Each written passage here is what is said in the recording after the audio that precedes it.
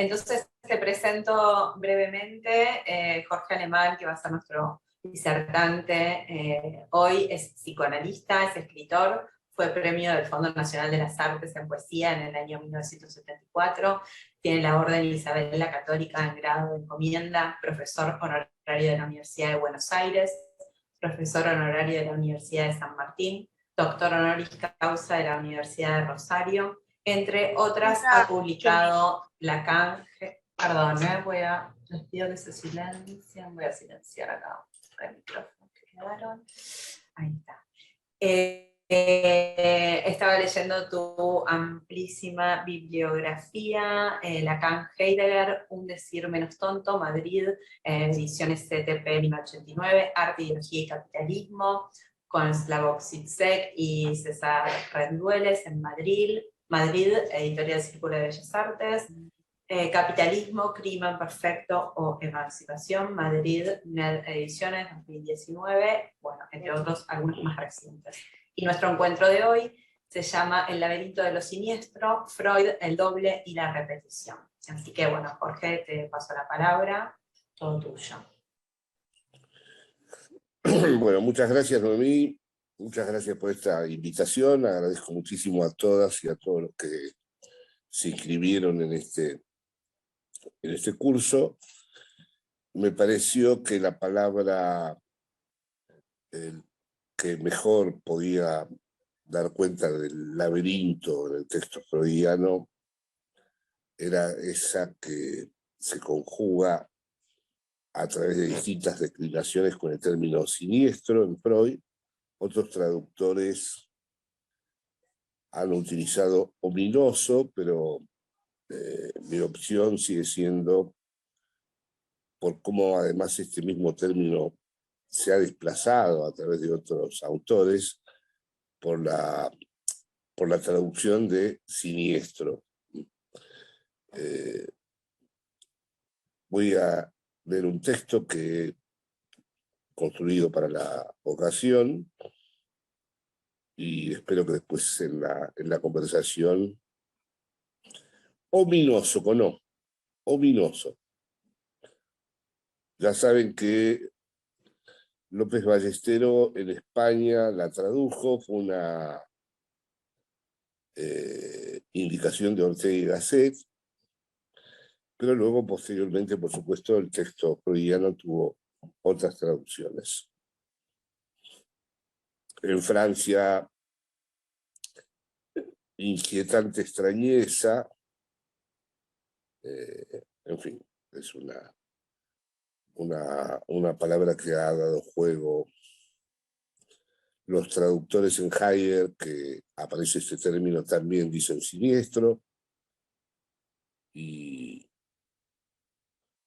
me parece conforme a la idea del laberinto, precisamente por todo lo que tiene de algo en donde, de lo que no se puede salir, que vuelve siempre al mismo sitio, en donde uno está atrapado, en donde uno hace la experiencia de lo que vuelve al mismo lugar, es decir, muchos aspectos que podrían entrar en resonancia con la metáfora del laberinto. Así que bueno, voy a hacer la lectura que está inspirada en el texto de Freud, conocidísimo, un bellísimo texto que siempre recomiendo, precisamente Lo siniestro. Aquí me permito un somero rodeo por el texto de Freud, Das Unheilig, Lo siniestro, que da cuenta de dicha experiencia. La atmósfera interna del escrito está ya muy contaminada por lo que posteriormente va a ser una de las obras fundamentales del autor, más allá del principio de placer, donde dará un paso radical con respecto a todo su desarrollo anterior, al establecer que el principio más originario del inconsciente no es el principio de placer, sino su más allá, lo que implica incorporar la compulsión a la repetición y la pulsión de muerte como protagonistas de la estructura del inconsciente. Esto es muy importante tenerlo en cuenta. Freud puede ser concebido como un ilustrado, como alguien que pertenece al campo, digamos, de la racionalidad moderna. Sin embargo, en su modo de dilucidar la estructura del inconsciente, aparecen un montón de términos que contrarían la idea progresista de la razón que dominaba la Ilustración. Freud es el pensador de precisamente esto que acabo de decir ahora, en Más allá del principio de placer, de lo que vuelve al mismo lugar, el pensador de la repetición, el pensador de la pulsión de muerte. Podríamos añadir nosotros el pensador de lo que no se puede superar, el pensador de lo que la civilización nunca va a lograr terminar de resolver. Es decir, mantiene una relación paradojal con el mundo ilustrado. Es un hombre que se considera a sí mismo un científico ilustrado. Su versión, digamos, del inconsciente no tiene nada que ver con la de un romántico, pero sin embargo, asumen, podríamos decir, en su proyecto intelectual, incorporar un montón de temas que exceden el campo de la racionalidad moderna. Bueno, vuelvo a mi lectura. La atmósfera interna del escrito está ya muy contaminada, por lo que posteriormente va a ser una de las obras fundamentales del autor, más allá del principio del placer, donde dará un paso radical con respecto a todo su desarrollo anterior, al establecer que el principio más originario del inconsciente no es el principio de placer, sino más allá, lo que implica incorporar la compulsión a la repetición y la pulsión de muerte como protagonistas de la estructura del inconsciente. Desde este momento, el inconsciente se vuelve una instancia más inerte, más densa y más oscura. En este contexto se puede captar precisamente el alcance que tiene lo siniestro en el aparato psíquico. Freud comienza con una invitación sorprendente al considerar lo siniestro como una categoría estética que altera en su raíz misma la concepción tradicional de la teoría sobre la belleza. Teniendo en cuenta que Freud ha sido siempre especialmente discreto en su relación con la tradición filosófica, se destaca en este texto cómo afronta la siguiente definición de Schelling. Un Heilig, o sea, siniestro, sería todo lo que debía haber quedado oculto, secreto, pero que se ha manifestado. En su respuesta a Schelling, Freud se sumerge casi como si fuera un Heidegger o un Derrida avant la lettre en un enjambre de voces de la lengua alemana extraídas de un florido acervo literario al revisar poemas, textos, cuentos y distintas declinaciones que le permiten dilucidar lo que para él va a ser el rasgo esencial de lo siniestro. Lo siniestro para Freud no surge del encuentro con algo nuevo o meramente extraño, ni siquiera con algo inclasificable. Por el contrario, la posesión de la condición familiar es la que posibilita lo siniestro, al aparecer únicamente en el corazón de esta como un elemento tanto exterior como íntimo, siendo un fenómeno que desborda e irrumpe en el interior de lo cotidiano, al interrumpirlo con su inquietante extrañeza. De tal manera que cuando lo siniestro se presenta, los semblantes de lo familiar comienzan a fracasar. De ahí se entiende el carácter disruptivo o de emergencia súbita que puede tener lo siniestro. Freud realiza, como había dicho antes, un trabajo filológico exquisito, en concreto con las etimologías de la palabra siniestro, y destaca una extraña y muy peculiar prestidigitación lingüística, pues los términos antónimos como Heim familiar y un Heim siniestro se terminan volviendo equivalentes. De este modo, Freud logra realizar a través de su trabajo algo parecido a una cámara de ecos con las palabras, dando lugar a que ellas se articulen en una resonancia afinada con el cristal de la lengua, produciendo un efecto muy curioso y relevante. El antónimo se vuelve sinónimo.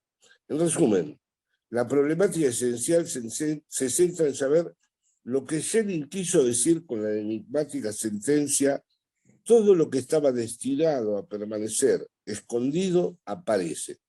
Si lo siniestro es una parte de lo familiar, entonces se puede afirmar, ya en términos propiamente freudianos, que lo familiar es el lugar privilegiado donde lo siniestro retorna. Sin embargo, Freud, al no dedicarse expresamente a la filología, considera que el análisis lingüístico es insuficiente, al captar que es imprescindible poner en juego la estructura del inconsciente ausente en Schelling. En su análisis, el retorno de lo reprimido, la compulsión a la repetición y la angustia de castración participan en la experiencia de lo siniestro. La articulación de estos tres conceptos en su operación lógica permitirá a Freud una vez más desplegar y entender el funcionamiento de la estructura psíquica. Habitualmente en Freud, lo que aparece siempre como un hecho anómalo se convierte al final en aquello que termina dando cuenta de la estructura del inconsciente. En este caso, además, hay que diferenciar entre el retorno de lo reprimido y la compulsión a la repetición, porque ambos mecanismos son los que están comprometidos en la emergencia de la experiencia de lo siniestro. El retorno de lo reprimido forma parte del orden simbólico, lo que Lacan denominará el orden del significante, que explica cómo esa cámara de ecos dada entre esos términos conlleva el desenlace de que un antónimo se vuelva un sinónimo.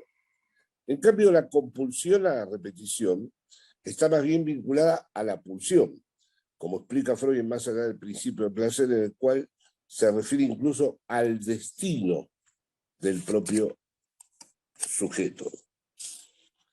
El retorno de lo reprimido no es algo que haya sucedido, ni tampoco algo traumático que el sujeto reprimió para luego volver.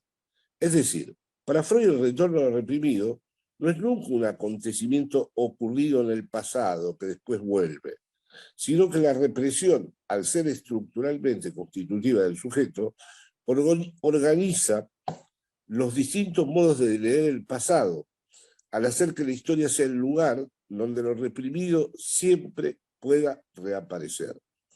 Nunca el orden simbólico es suficiente para poder representar en su totalidad lo real, por razones de estructura, por lo que siempre habrá que represión y retorno de lo reprimido, provocando el efecto de lo siniestro.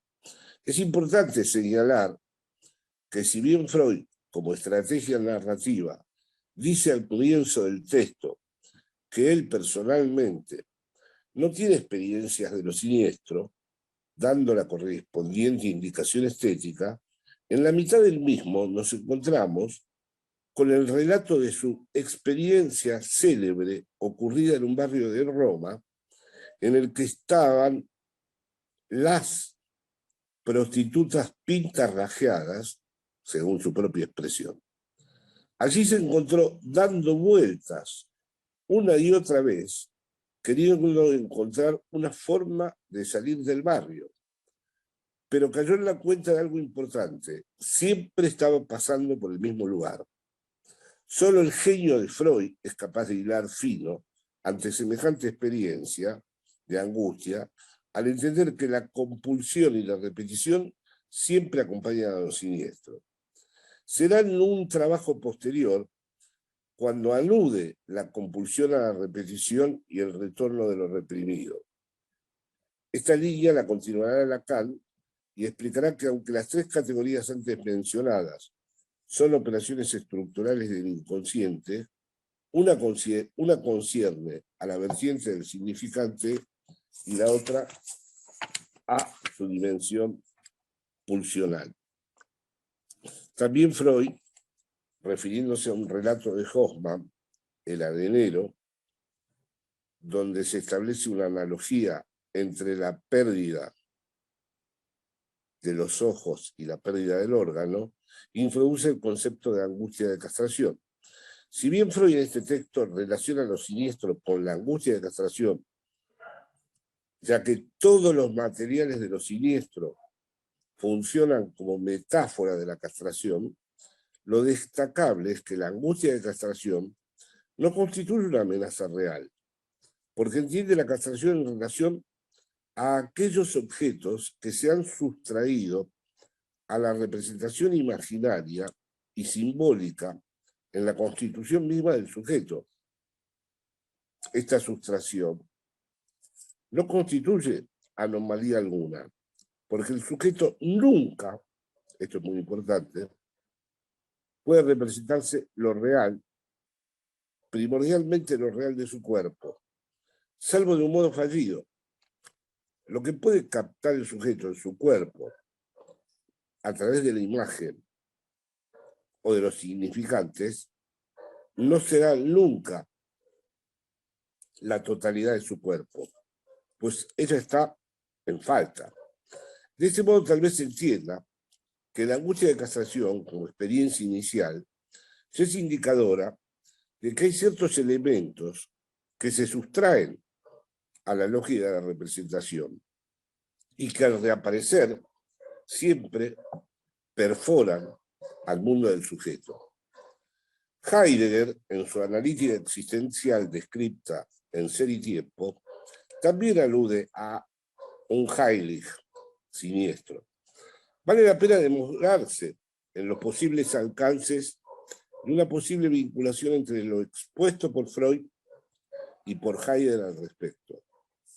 Precisamente Lacan considera que en Ser y Tiempo, tanto como la obra de Freud, se expone una de las mayores subversiones del sujeto cartesiano y del sujeto trascendental kantiano. Como es sabido, Heidegger trata de pensar el ser ahí, la vida fáctica, y somete a crítica a los filósofos precedentes por no haberse ocupado de la singularidad del Dasein, del ser ahí. Desde luego, su extenso análisis da cuenta del ser para la muerte, pero no de la sexualidad. Sin embargo, en términos lacanianos se puede entender la castración como ser para la muerte y dar el nombre de objeto pulsional también al vacío que la pulsión recorre, el cual se puede asimilar, a su vez, con la nada heideggeriana. Porque el pensador de Friburgo necesita utilizar palabras como encubrimiento, evitación u ocultamiento, que a mi modo de ver no llegan a dar cuenta sobre qué tipo de operaciones se sostienen. Cuando se lee Ser y Tiempo desde la perspectiva lacaniana, se tiene frecuentemente la sensación de que Heidegger realiza un insospechado análisis del inconsciente, porque el sujeto encubre, no quiere saber nada, oculta, trata de hacer todo lo posible para desconocer su falta de fundamento, y sin embargo nunca se logra captar cuál sería la operación estructural que emplaza y causa ese efecto de evitación. Tampoco se aprecian cuáles serían las razones por las que el sujeto no quiere saber nada de todo eso.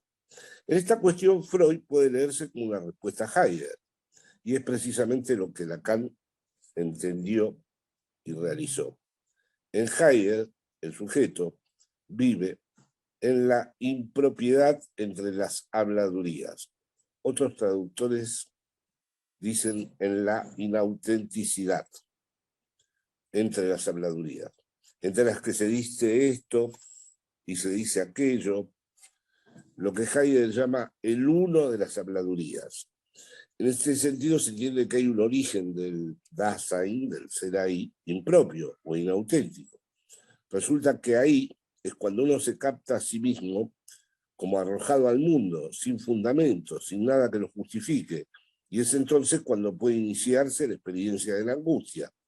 En esta analítica ontológica de la experiencia de la angustia, Heidegger ve en el estar arrojado a la vida sin ningún fundamento, un momento inevitable, al serlo lo unheimlich, que se traduce como no estar en casa o lo inhóspito. Es decir, el ser ahí vivía entre habladurías, maquinaciones, rumores, y ahí reside su inautenticidad.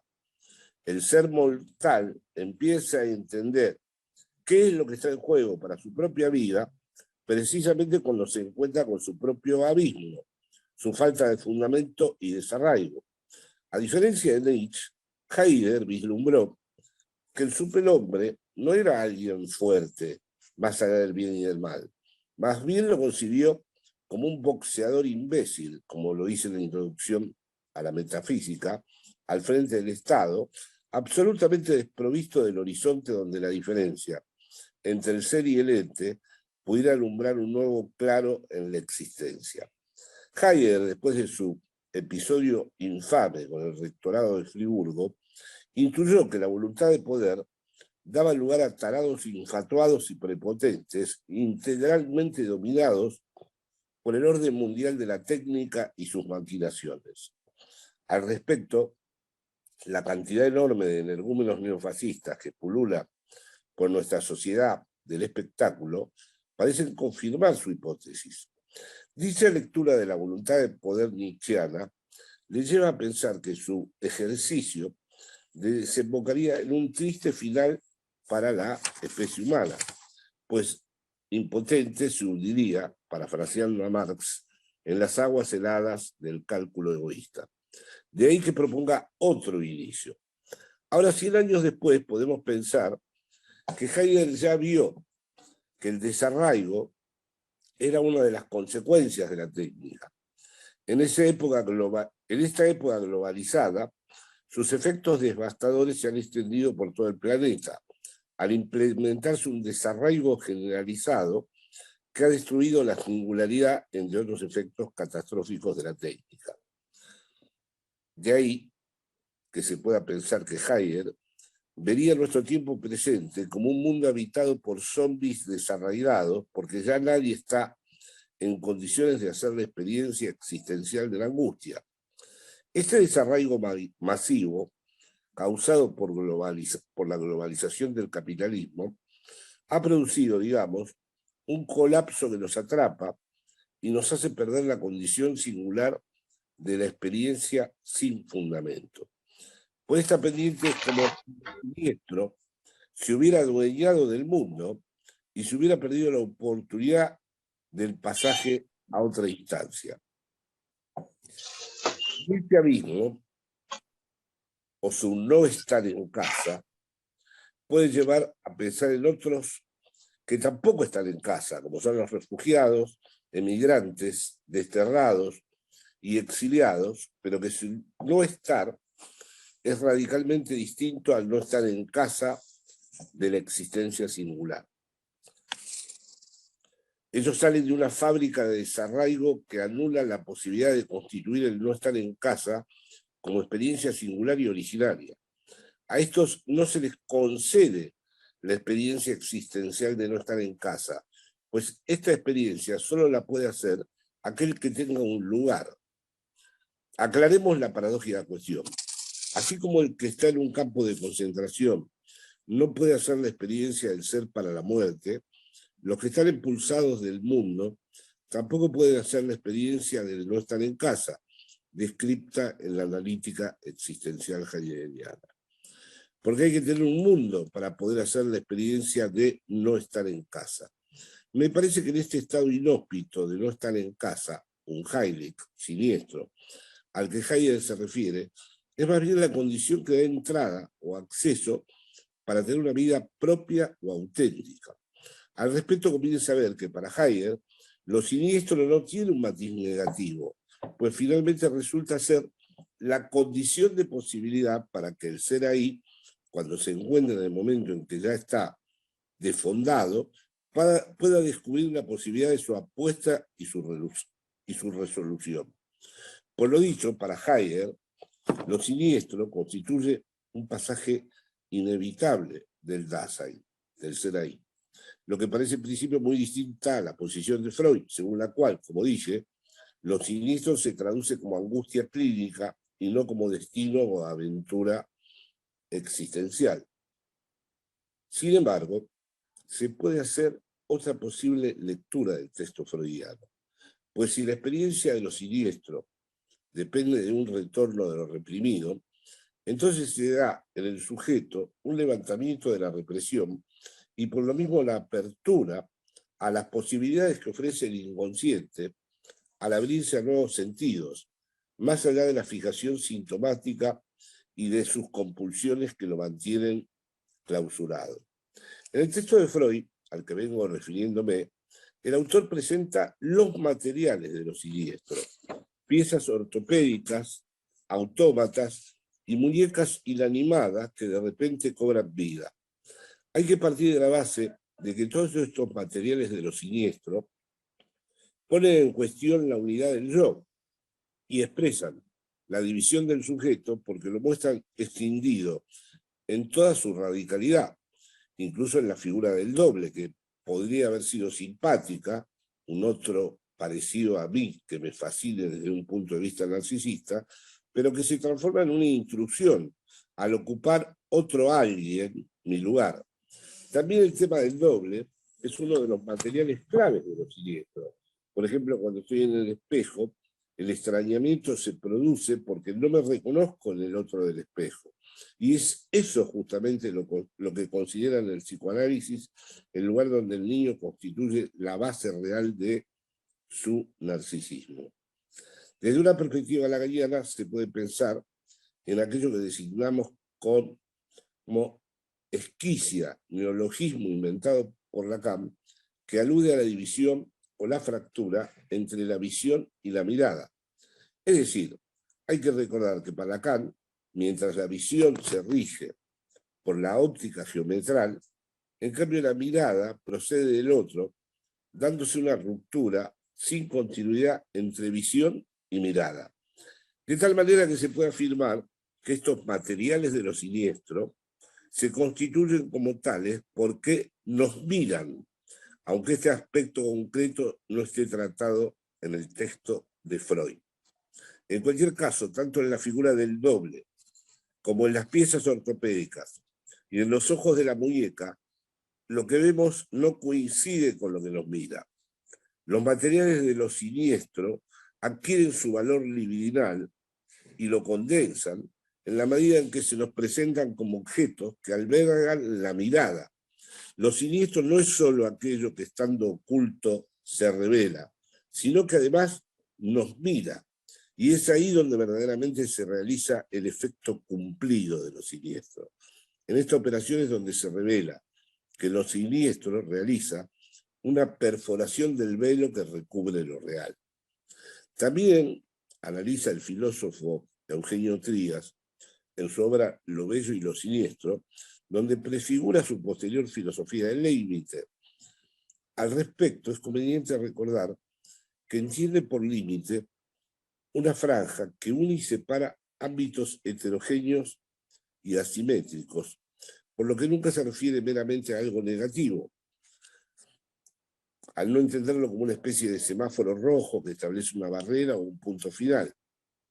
De ahí que ya en el texto mencionado, Trías, al abordar la categoría de lo bello, la sitúe en relación con lo siniestro para su elaboración estética. Aquí Trías sigue la tradición freudiana, ¿no? El autor analiza distintos temas que culminarán en su estudio de la película Vértigo, una de sus grandes obsesiones, sobre la que retornará desde distintos ángulos y en muchísimas ocasiones. Lo importante a destacar aquí de su estética es la afirmación.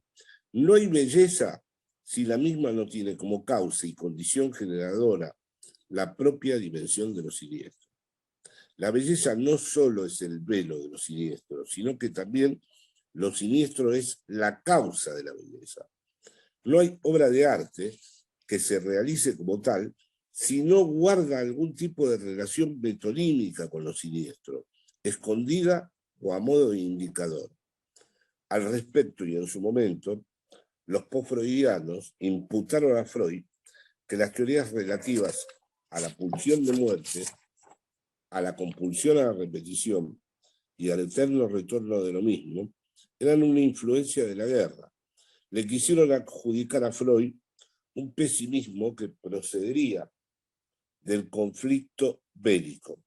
Y en cambio fue al revés.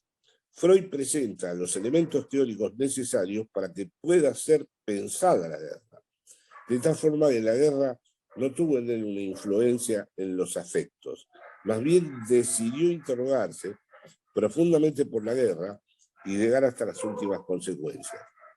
Este desarrollo de la cuestión en Freud puede resultar pertinente para volver aún más inteligible el carácter siniestro del movimiento circular del capitalismo, el retorno al mismo lugar que ejecuta el discurso neoliberal, aunque se presente de un modo desorganizado e incluso caótico. Bueno, muchísimas gracias, nada más.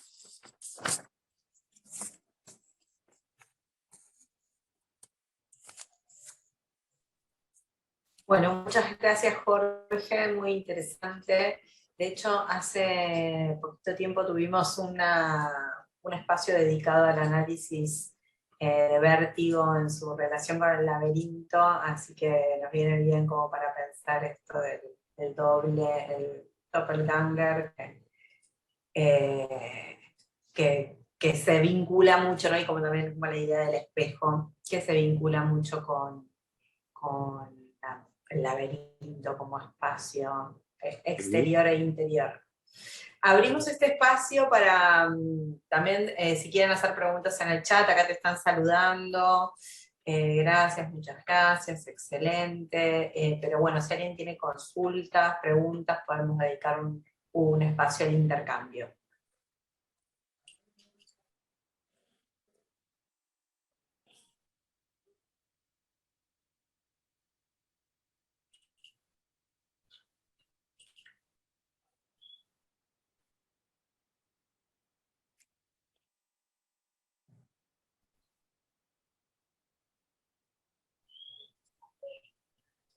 Bueno, aprovecho también para saludarlo a Miguel, que se sumó y estuvo ahí en escucha, no está como administrador, pero está presente en la sala, Miguel de UNED.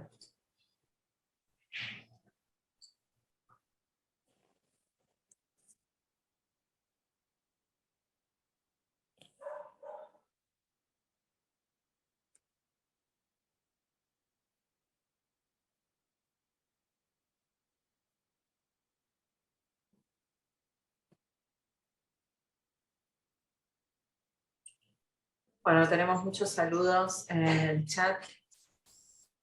Acá Catalina nos pide si podríamos ampliar la idea de lo siniestro como la causa de la belleza.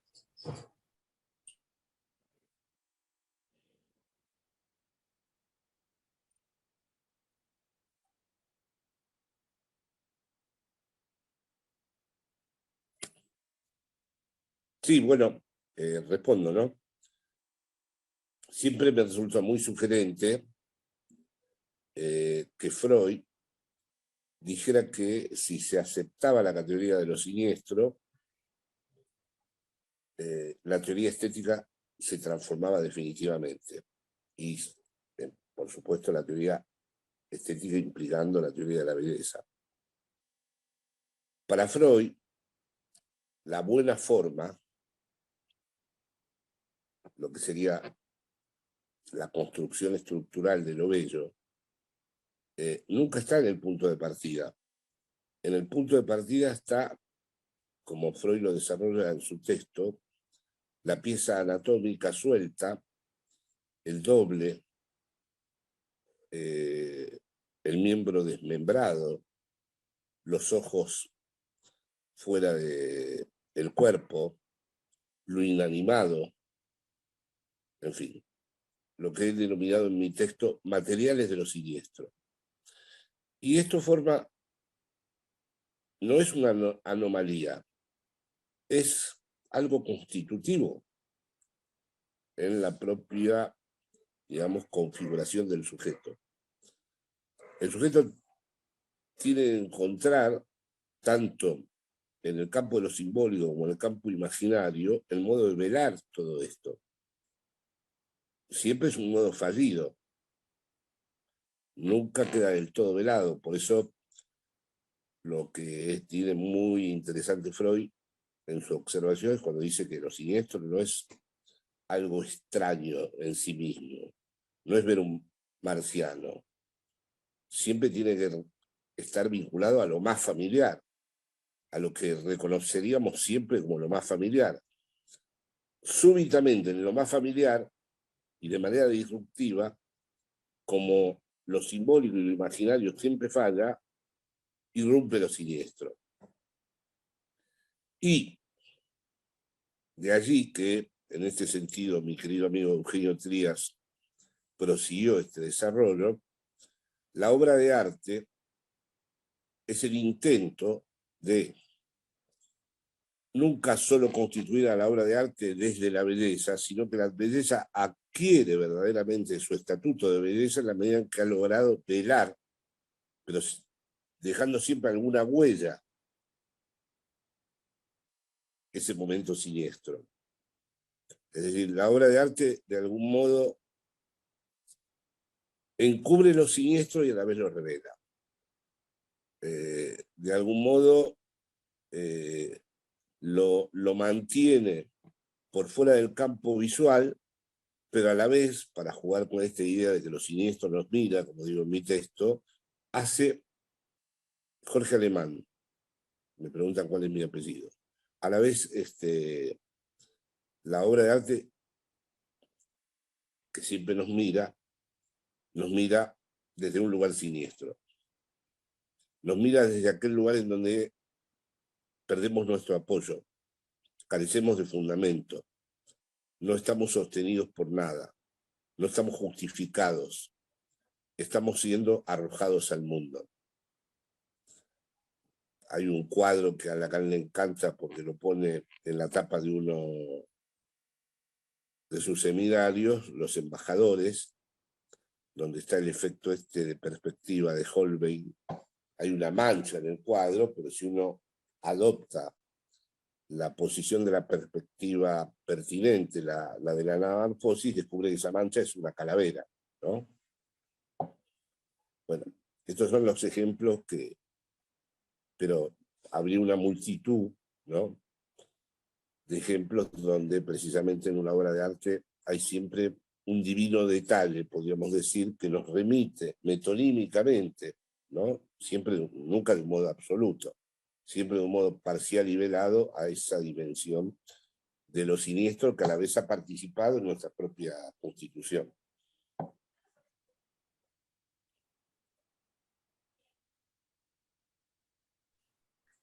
Sí, eso que mencionaste de Holbein, muy común del barroco, el memento mori, ¿no? Ese Claro. pequeño recordatorio de que estamos en transición en este plano.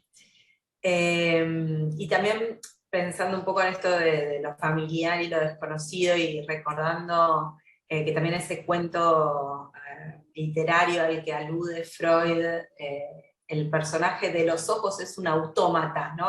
Es un robot.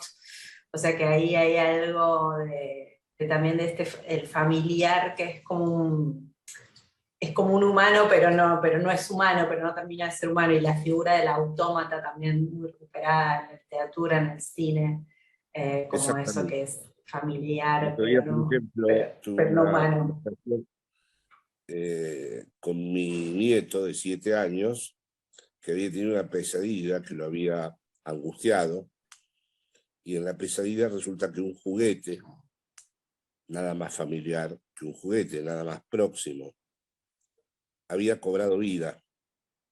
El juguete tenía su propia vida autónoma.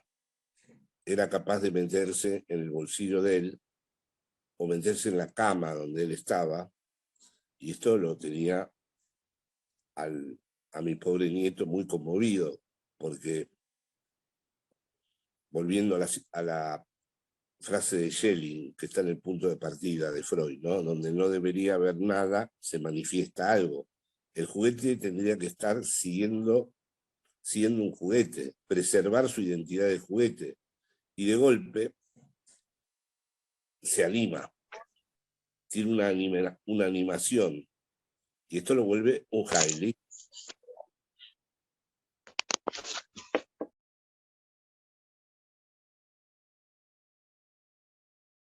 Sí, a mí me gustaría decir una cosa, Jorge. ¿Me escucháis, no? Que ya no tengo... ¿Se me escucha, Noemí? Sí, sí, te escuchamos, Miguel. Vale, es que ya como ha habido un lío con el técnico, ya no sé si Yo soy lo aquí escucho bien, ¿eh? o qué. Bueno, a mí Jorge siempre me ha llamado mucho la atención lo conservador, por no decir reaccionario, que fue Freud al escribir Los Siniestros, ¿no? En el mismo instante, poco más o menos, en el que Kafka está escribiendo El Proceso. Prácticamente son dos textos prácticamente contemporáneos, ¿no? Y basta con ponerlos uno al lado del otro para darse cuenta. Es decir, mientras Freud se está remitiendo al romanticismo alemán, lo cual casi parece que un chiste a esas alturas de 1914-1919, después de lo que ha sucedido en los campos de batalla de la Primera Guerra Mundial, donde lo siniestro se ha vuelto automático, se ha vuelto automatismo puro y duro, es decir, donde lo familiar, los rostros de la gente normal llegan sin mandíbulas, sin ojos, sin orejas, desfilan por el Arco del Triunfo de París en primera fila los desfigurados del rostro, es decir, gran parte del arte de Picasso está ahí en ese instante, ¿no? Es decir, ver aquello. Es decir, bajo el Arco del Triunfo de París, lo familiar, cuando se ha vuelto extraño, es decir, lo siniestro se vuelve automatismo, se vuelve mera repetición de un rito político. En ese instante, Freud permanece ciego a todo eso. Y el único que lo ve con una claridad pasmosa es Kafka. Pero claro, lo que ve Kafka ya no es el romanticismo alemán, ya no es esa todavía, esa cosa que durante todo el siglo XIX, eso que estás contando, de que aquello que es familiar se vuelve extraño, se había convertido en pasto de caricaturas, ciencia ficción, novelas de miedo, es decir, se había vuelto casi un lugar común. Lo siniestro es el gran lugar común del siglo XIX, en las caricaturas, en los cuadros, en la literatura, en Poe, prácticamente en todos los lados, ¿no? Lo que está viendo Kafka es más bien un proceso muy distinto en el que estamos inmersos hoy en día, que es que lo siniestro surge cuando lo extraño te lo venden como familiar. Justamente el proceso contrario, que es lo que pasa hoy en día cuando ponemos la televisión. Es decir, que aquello que nos resulta más extraño, disparatado y repugnante, nos lo ofrecen como directamente la vida verdadera, ¿no? Claro, todo esto no es esta especie de juego de palabras o esta inversión que estoy haciendo, no es baladí ni es para echar el saco roto, ¿no? Puesto que la inversión que ve Kafka con una claridad pasmosa en el proceso, que es a lo que se tiene que enfrentar en el gran laberinto de nuestra época, que es el proceso. Es decir, el proceso de Kafka es literalmente el laberinto por excelencia del siglo XX, ¿no? El pobre K que tiene que transitar por pasillos, encrucijadas, buscando su propia culpabilidad sin saber cuál es decir, porque nadie le ha dicho nada, ¿no? Lo que sí es cierto es que en el corazón mismo de la novela de Kafka, en el proceso, el oráculo, la persona que le tiene que aconsejar y al cual él visita sin que a fin de cuentas saque nada, es un artista, un pintor que guarda sus cuadros debajo de los sofás y que cuando los saca para que los vea acá, se encuentra con estupor que son todos iguales y todos diferentes. Es decir, ahí tenemos la repetición de Freud de una manera un poquito más problemática. El caso es que lo que ve Kafka es justamente esto, es decir, lo extraño se ha vuelto familiar. Y eso implica lo que luego ya Foucault, con, años después, nos explicaría con mucha claridad, la biopolítica. Es decir, para que lo extraño se vuelva familiar, hace falta una biopolítica. Hace falta acostumbrar a la gente. El franquismo en España fue un gigantesco proceso siniestro de fabricación de biopolítica, donde lo más extraño había que volverlo familiar mediante la biopolítica. Claro, Freud no llega a darse cuenta de esto. Los siniestros de Freud me parece el último cuento del romanticismo, el último cuento del movimiento romántico, ¿no? Es decir, quien saca a Freud del romanticismo, como tú sabes bien, es Lacan, claro, porque Freud, a fin de cuentas, es el último bastión del intento de permanecer todavía en el romanticismo. en el mismo instante en el que Freud prácticamente está escribiendo Lo Siniestro, que es el instante en el que está escribiendo Kafka El Proceso, se había convertido en un bestseller la novela de la Gradiva de Jensen, donde justamente esta idea de que en Pompeya estoy viendo un trozo de lava que de repente se ha vuelto vivo cuando debería estar muerto y ser solamente un molde, se había convertido en la gran novela, una de las grandes novelas que además importantísima para Freud, que tenía en su estudio un bajorrelieve de la Gradiva, se había convertido en un bestseller, como si en cierto modo ese concepto de lo siniestro freudiano no fuera nada más que literatura para, para aquellos que quieren ser consolados del automatismo terrible de lo siniestro moderno, kafkiano, que se ha puesto en marcha en las trincheras de la Primera Guerra Mundial. A mí me gustaría, no sé, verlo desde un punto de vista quizás más complejo, ¿no? Sí, bueno, yo no comparto la visión de que sea romántico Freud. Pienso que precisamente la estructura que él desentraña, la de la compulsión a la repetición, y por eso me permití hacer esta brevísima travesía a través de las temáticas heideggerianas, no le dan una prevalencia a que lo familiar se vuelve extraño. También está implícito el otro movimiento que has descrito. Por eso para mí Kafka y Freud están estructuralmente emparentados. Y de hecho, un ejemplo de biopolítica es el que traté de sugerir.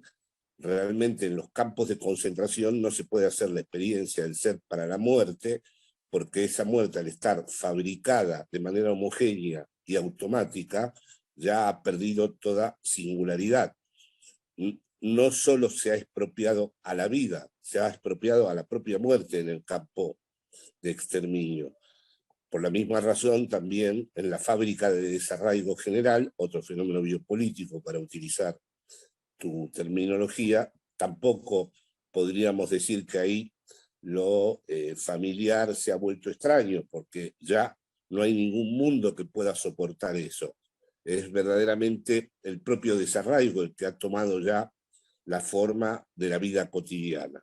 Y todo esto puede ser pensado a través de Freud. De hecho, mi texto, que es un texto condensado, por supuesto, hace a lo último mención al movimiento circular del discurso capitalista, que es una tesis de Lacan de 1972, que para mí es como el álgebra del neoliberalismo, y esa circularidad del movimiento del discurso capitalista ya está de algún modo precedida, y a Lacan eso lo inspiró, podríamos decir, en el texto, en toda esa configuración de textos que se pueden tejer entre lo siniestro, más allá del principio de placer, el problema económico del masoquismo, es decir, el Freud ya no del inconsciente como el lugar en donde rige el principio de placer, sino como aquella estructura vacía y acéfala donde el automatismo de repetición es el que regula todo. Y por supuesto allí es indistinto. Estoy de acuerdo de que puede haber lecturas epocales distintas y que tu mención del franquismo, ¿no? Las operaciones que permitieron que todo lo extraño se volviera familiar. Pero para mí esto no entra en absoluto en contradicción con la lógica de Freud. Es decir, yo no veo romanticismo en Freud.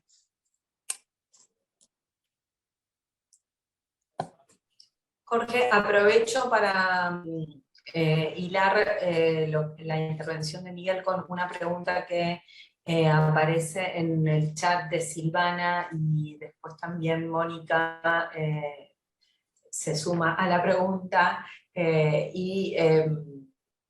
se preguntan si también podemos hablar de un retorno constante de neoliberalismo, así como hablamos del capitalismo.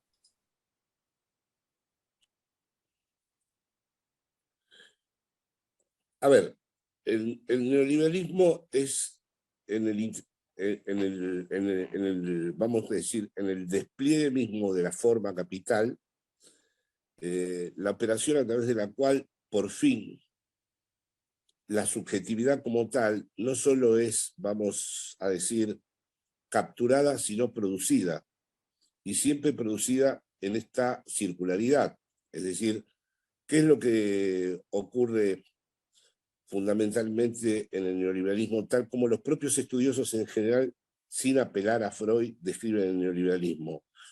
Aparece previamente el sujeto en su constitución endeudado, en falta, pero de tal manera que él mismo se tiene que hacer cargo de la deuda y de la falta que hubieran sido experiencias constitutivas, pero como los sujetos han sido expropiados de esa relación con la deuda y la falta, retorna sobre ellos mismos, para utilizar la expresión que ha utilizado antes Miguel, como biopoder, es decir, se los somete a que precisamente sean sujetos que estén condenados todo el tiempo a darse a sí mismo un valor, automaximizarse como valor, y por lo tanto, como dirían los múltiples seguidores de Foucault, la expresión surge en Foucault, en el nacimiento de la biopolítica, como empresarios de sí mismos, como sujetos que basculan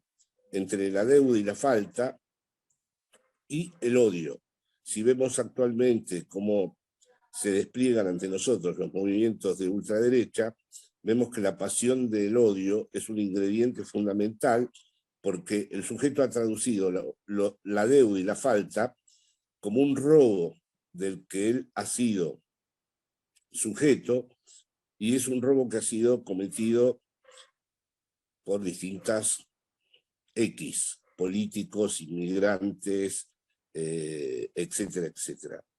En ese sentido, más que un retorno al neoliberalismo, podríamos decir que hay una especie de estructura subjetiva neoliberal que se vale de la compulsión a la repetición, como también el propio capitalismo se caracteriza, y ese es uno de los dramas políticos contemporáneos, de estar volviendo siempre al mismo lugar. No hay una cripsis o un colapso o un estado, digamos, de destrucción general que impida que el capitalismo deje de realizar su movimiento circular. Por eso se ha hecho tan célebre la frase de Frederick Jameson, que es más fácil pensar el fin del mundo que el fin del capitalismo, porque esa circularidad puede seguir operando incluso en las condiciones más extremas, ¿no?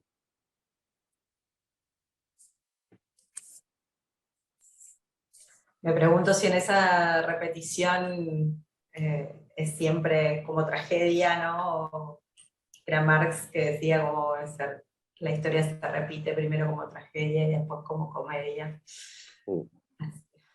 Veremos si nos reímos o no tanto. Bueno, sigo recuperando algunas intervenciones en el chat. Silvia pregunta, ¿lo bello no existe? ¿Está solo en la mente humana?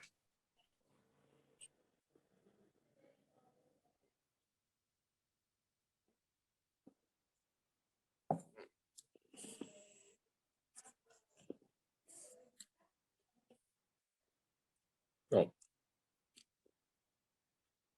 Lo bello ocupó un lugar preeminente en la historia del arte, y a partir de un determinado momento dejó de ser una instancia operativa, y hay que volver a interrogarse de nuevo.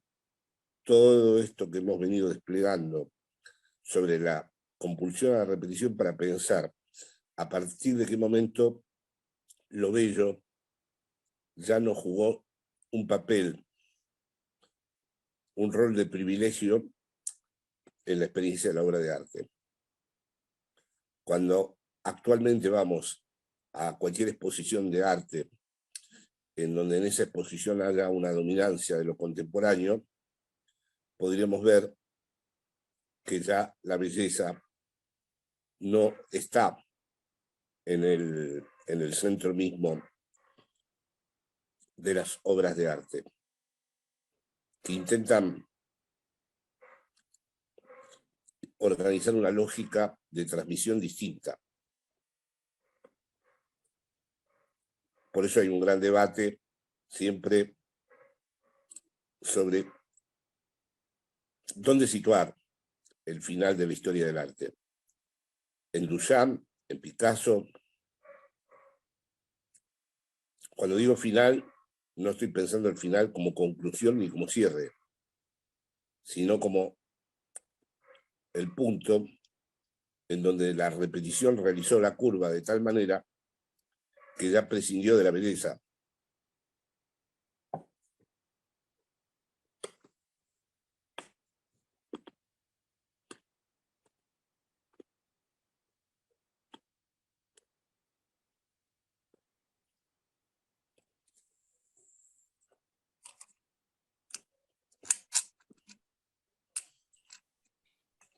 Bueno, muchas gracias, Jorge. A ver, voy a recuperar un poco el chat a ver si hay alguna otra pregunta. Verónica dice, muy interesante la mirada de la ultraderecha y la repetición, lo subjetivo de la sensación de robo y el odio como motor. Santiago dice, ¿cómo leería la experiencia de Frankl, el hombre en busca de sentido, ¿no?, en su travesía por el campo de concentración? ¿Diría que ahí hubo respuesta particular a su circunstancia?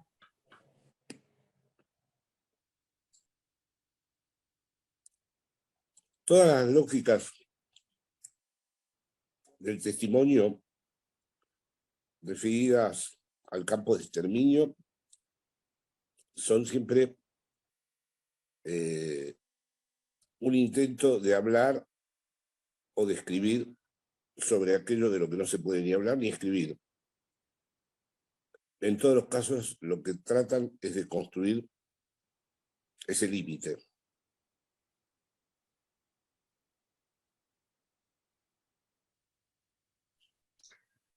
Bueno, como dijo Adorno, ¿no?, después de Auschwitz no hay poesía, no es posible la poesía. No quiso decir que no se iba a escribir poesía, quiso decir que todos los procesos de escritura iban a tener que hacerse cargo de un orden de lo irrepresentable que por fin ya se había encarnado en el mundo.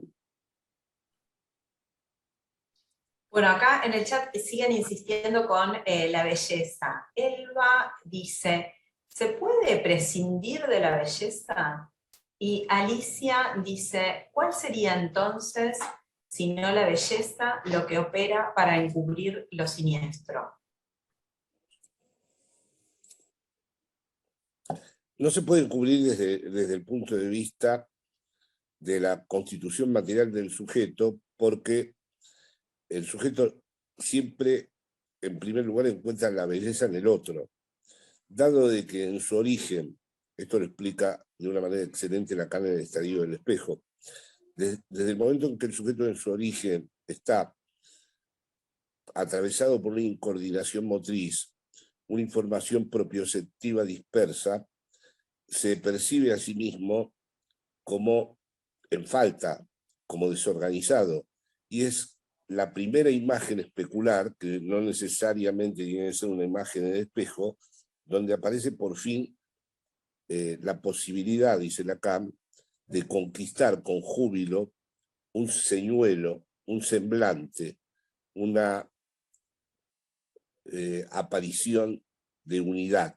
A ese momento lo llamamos bello, en el sentido de que hay por fin un modo de capturar, al menos por un instante, algo que se nos presenta como organizado. Y si tuviéramos que remitirnos al origen de la experiencia de lo bello, habría que remitirse a ese momento originario de la constitución del sujeto. La cuestión referida a la pregunta actualmente si la belleza, es que habría que ver si al arte contemporáneo le sigue perteneciendo la experiencia del movimiento de lo que encubre y desencubre a la vez. Habría que ver si todavía lo que denominamos arte contemporáneo cumple con la función de desencubrir.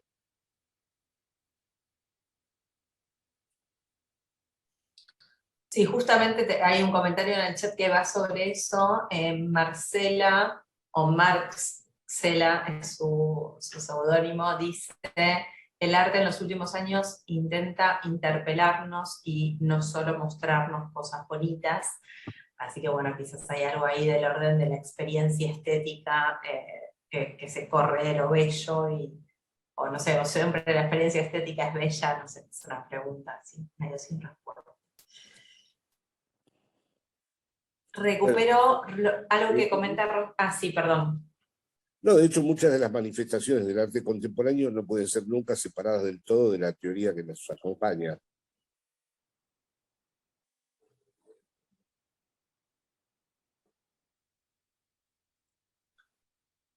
Rosana pregunta: Teseo ve un doble en el Minotauro. ¿Se extraña o se reconoce? Las dos cosas a la vez.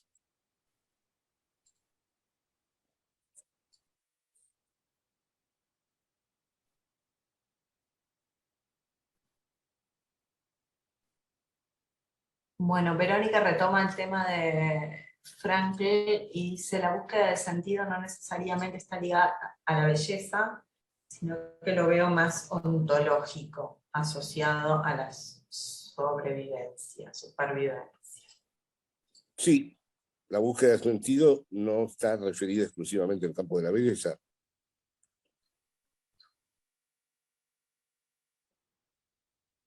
Bien, bueno, Jorge, creo que ahí hemos evacuado bastantes de los comentarios y las dudas, y no dejo de reiterarte que hay muchos saludos y agradecimientos. Bueno, mis saludos y agradecimientos a todos los que también tuvieron la amabilidad de escucharme. Bueno, genial. Con esto entonces vamos a estar cerrando las dos clases de esta semana, el encuentro de ayer y el encuentro de hoy, las dos jornadas de esta semana, y nos volveremos a reencontrar la semana próxima, y bueno, mientras tanto podemos seguir conectados vía virtual. Bueno, ahí empieza catarata de saludos, no sé si los podés ver, así, muchas gracias, muy interesante. Excelente charla, así que bueno, y como les comentaba Miguel, también vamos a estar subiendo las grabaciones a nuestros canales de YouTube para que queden disponibles.